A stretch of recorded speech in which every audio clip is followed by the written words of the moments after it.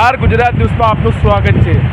ઉપરવાસના ભારે વરસાદના કારણે ધરોઈ ડેમમાંથી પાણી છોડવામાં આવ્યું હતું અને તમે જોઈ શકો છો કે અત્યારે હાલ આપણે અમદાવાદના વાસણા ડેમ ઉપર આવી ગયા છે અને વાસણા ડેમના 24 દરવાજા જેની 6 ફૂટ જેટલી હાઇટ ખોલી દેવામાં આવી છે અને આજે વહેલી સવારે સાબરમતી રિવરફ્રન્ટ વોકવે ઉપર પણ પાણી ફેરી વળ્યું હતું અને સરકાર દ્વારા એલર્ટ આપવામાં આવ્યું છે। ધોલકા, ધંધુકા, કોટગાંગર જેવા વિસ્તારોમાં જે નીચાણવાળા વિસ્તાર છે, સાબરમતી નદીના કિનારો પર આવેલા વિસ્તારોને એલર્ટ કરવામાં આવ્યા છે, સહી સલામત જગ્યા પર ખસી દેવામાં આવે। રઈસ સૈયદ, અમદાવાદ। આપનું સ્વાગત છે। અમદાવાદની સાબરમતી નદીમાં પાણી સતત વધી રહ્યો છે। ઉપરવાસમાં ભારે વરસાદને કારણે સાબરમતી નદીમાં પાણીનો સ્તર સતત વધી રહ્યો છે। ધરોઈ ડેમમાંથી ગઈકાલે 8,500 ક્યુસેક પાણી છોડવામાં આવ્યું હતું અને તેના પગલે આજે સંત સરોવર ડેમમાંથી પણ પાણી છોડવામાં આવ્યું છે।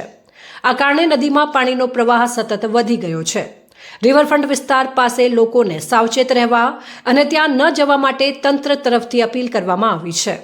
ધરોઈ ડેમમાંથી પાણી છોડવાની આગાહી મળતા જ સંત સરોવરથી પહેલા 220 ક્યુસેક પાણી છોડવામાં આવ્યું હતું અને સતત પાણી છોડવામાં આવી રહ્યું છે, જેથી નદીના જળસ્તરમાં વધારો થઈ રહ્યો છે। ઉપરવાસમાંથી આવતા વધેલા પાણીના ભારને કારણે વાસણા બેરેજના દરવાજા ખોલવામાં આવ્યા છે અને 50,000 ક્યુસેક પાણી છોડવામાં આવ્યું છે। સાથે સાથે નીચાણવાળા વિસ્તારોને હાઈ એલર્ટ પર રાખવામાં આવ્યા છે।